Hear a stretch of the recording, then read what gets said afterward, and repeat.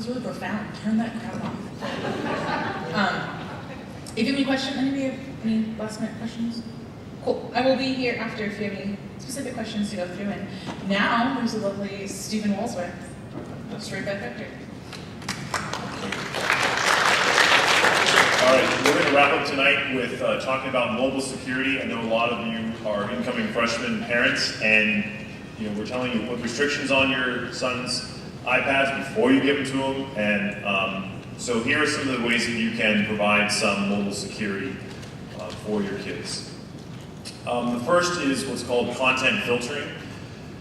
While your sons are on our campus on the internet, there's a web filters to prevent them from going to illicit websites or inappropriate websites. However, when they're at home or when they're at Starbucks, they can still get to those sites. Okay? So one of the first things you want to consider is content filtering and installing that, and we'll talk about that in a second, but content filtering is the first security feature, and the next are iOS restrictions, which is the operating system for iPads. Restrictions are also known as parental controls. So with content filtering, you're going to load an application onto the device. Okay, so you need to install an application onto the device, and then that secures that device. Like I said, iOS restrictions are parental controls, and these are free settings that are built into the operating system. So you just have to click the settings and you're done. And that provides quite a bit of security, but not enough. But it's a great start. And if I can get all the parents on this campus to put on just the restrictions, we're going to have such a better school year. And I wish they would have listened to me back in the fall. So when setting up your son's iPad, the first one of the things that you're going to have to do is to give your son an Apple ID. Some parents like to share their Apple IDs with their kids, and you're welcome to do that. I recommend that the student has his own Apple ID. And you do not need a credit card. They might tell you, I need a credit card, I need a credit card. They don't need a credit card, okay? Please do not, I would strongly recommend not giving them your credit card number, okay? But they're going to say, I can't set up an Apple ID without a credit card. They can. And on this PowerPoint presentation, there's a hyperlink here. So if you were to click right here, this will take you to a website that explains how to set up a Apple ID without having to have a credit card. Okay. Now there are going to be times when your kids need to, you might find an educational app that you'd like them to have. I would strongly recommend using iTunes gift cards. You can get them in $5 denominations, 10, 15, 20, and just, you can buy a pack of, Target sells them in packs of 3 $10 certificates, and so you can say, here's another 10, and then there you go, that's your allowance, and there's your 10. And I bought some last year in September, I think it was early September, maybe end of August. They had a 20% off discount, so you can buy any iTunes gift card and then get 20% off of that, so you can buy $30 worth of apps for $24. So it was pretty good. So look for those and use those and when you're setting up the Apple ID. The next component are the restrictions or the parental controls. You have to go in and automatically enable the restrictions, okay? And you're gonna have to create a restrictions passcode right away. Do not share this passcode with your kids, because then they will just type in the passcode and then turn off the restrictions, all right? So this is your passcode, all right? And then you're gonna decide which restrictions to put in place. There's a whole list of them, and I'm gonna show you, I'm gonna turn on my iPad here in a few minutes and show you them and walk through that, but you have to decide what are you comfortable with your kids seeing, okay? And I'll recommend some to you, but this is a discussion that you need to have within your family to determine what kind of restrictions we're going to put in place as our son continues to become educated about using the iPad appropriately. And lastly, once again, is the content filter. You're going to install an app onto the iPad, and then you got to make sure that you turn restrictions back on. One of the restrictions is that you can prevent your son from installing any new apps. So you have control of when apps are installed. I strongly recommend that one. That way they just can't install Snapchat and then start using Snapchat. In order for them to install an app, you have to say, well, what's the app? Then you can go and research it, go on to commonsensemedia.org, research what the application is. Okay, it's a good app, yes, or let me just email your history teacher, or Miss Montgomery says that you need to have Vine. Let me just email Miss Montgomery and see what Vine is and if you really need it. Teachers are not going to demand that, okay, all right, we're here in first period now, everyone needs to download Vine. They can't do that, all right? I've told them that. If they need a specific app, they have to, and if it's a free app, they have to still give the kids, it's like their homework assignment. Go home tonight and download this app and we'll use it tomorrow, or we'll use it on Thursday, okay? That giving you time to say, okay, son, what app do you need? Okay, let's look it up, and then we can get through it. So you have time to make sure that you are monitoring what apps get on there. Content filters can also, you can monitor what websites they're going to, all online. So while you're at work, if you want to check in and see what they're doing on their iPads, you can monitor online and then change the settings right there. So if a website comes up, if your sons will be in health class and they're doing a report on sex education and they have to go to a website and it's blocked, you can look at the website, check to make sure that it's okay, that it is for education purpose, and then whitelist it for them, and you can do that all remotely. So that's the content filter. There are 3 content filters that I'm going to talk to you about.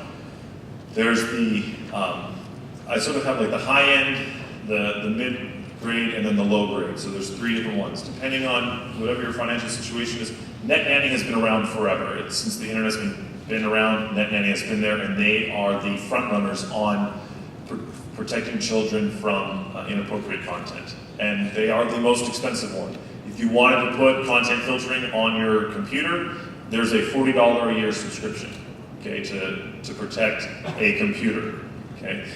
If you want to protect an Android phone, it costs $13 per year to protect an Android phone. For an Apple iPad, it costs just $5 flat fee. You're done. So it's pretty affordable for an iPad. And they also have a social media monitoring system. So they will monitor your son's Twitter, Facebook accounts, and everything, and start flagging stuff and sending it to you. Okay, so that's a convenience. So if you want to pay $20 a year, you can have the computer system give you updates on what they're doing on Facebook, and you can set that as restrictions on there. It's probably it's probably the easiest application to use, but it is also the most expensive. The next one is K9, and K9 is developed by a company that does commercial and business security, and as a side, they offer their product for parents and schools for free. So all of their PC protection is free, their Android, their iOS, it's all free. Okay, and what they are they offer a safe browsing application. So normally your children would be browsing using Safari. You would, in the restrictions, disable Safari, and then install the K9 safe browser, and that's how they access the internet. And that browser blocks everything, quite a bit, not 100% everything, no filter is going to be 100% because stuff keeps coming up, but most of the time they're pretty good. They're very good. It's a little more complicated to use, but I think for the most part you can figure it out. But in terms of the web resources and being able to monitor it online, that interface is not as user-friendly as the Net Nanny, or what's also called, the next one is called MobiSip. And MobiSip does also offer PC and Mac protection. So if you have a home computer that you'd like to protect, that's a $10 per year. Android protection is, the basic is free, and for iOS it's free as well. But then they charge you a fee to do more intimate, secure settings. So you can have settings on your son's iPad. If you want to whitelist things or blacklist things, if you want to be able to change any of the settings, besides the general default settings, that's going to cost you $10 per year. But the basic is still free, where it's categorical. So you say, my son's in high school, and then it kind of sets the default settings. But if you want to manipulate any of that, to say, it's okay if he does this, or, he's a professional Texas Hold'em player and we need him to continue to pay for our retirement, we're going to go ahead and whitelist gambling because he has work to do, okay? So if that's what, then you're going to have to pay $10 a year to be able to do that. All right, so those are the three, and they're all hyperlinked here. You can watch YouTube videos on each one of these. They provide YouTube videos on how to set it up. Okay, so you're not alone, but these are. I encourage you to look at each one and make a decision as a family. This is what we're going to use to secure your device. Okay, and these are the three that we're recommending. Once again, I can't stress enough, YouTube links, okay? If you want to learn how to use iPad, if you leave here tonight and you're like, what, I'm going home and I want to put those restrictions on right now. I'm taking my son's iPhone, I'm taking my son's iPod, and I'm putting those restrictions on tonight. Great, go to YouTube and type in iPad parental controls and you can watch exactly how it's done, okay? Like I said, there are links all to here on parental controls and NetNanny and K9 MOSIP. So this PowerPoint presentation will be available, so you will be able to look at those videos.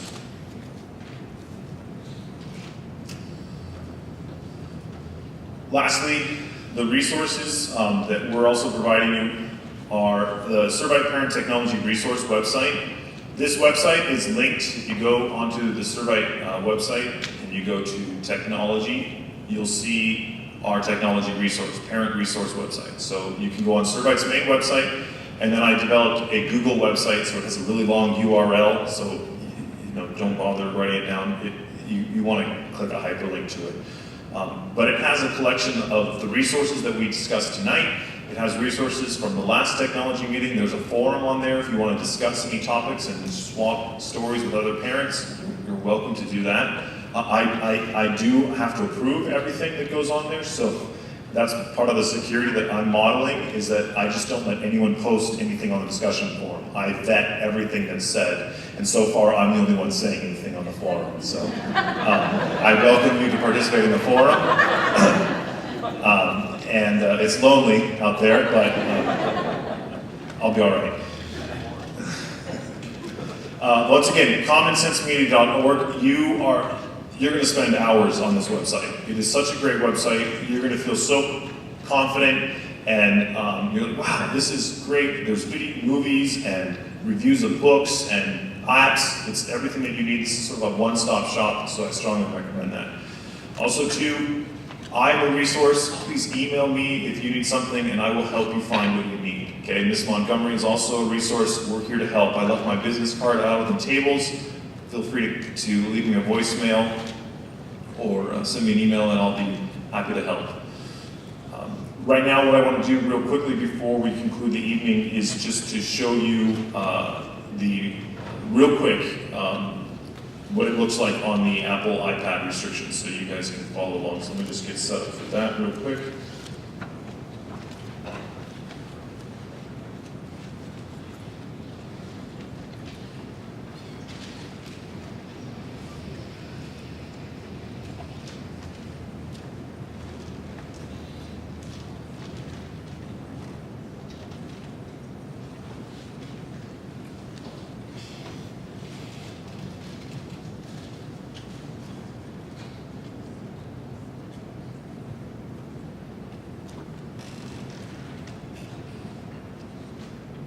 And Vanna, I'm not going to say anything, I'm just going to use the mouse. So, yes.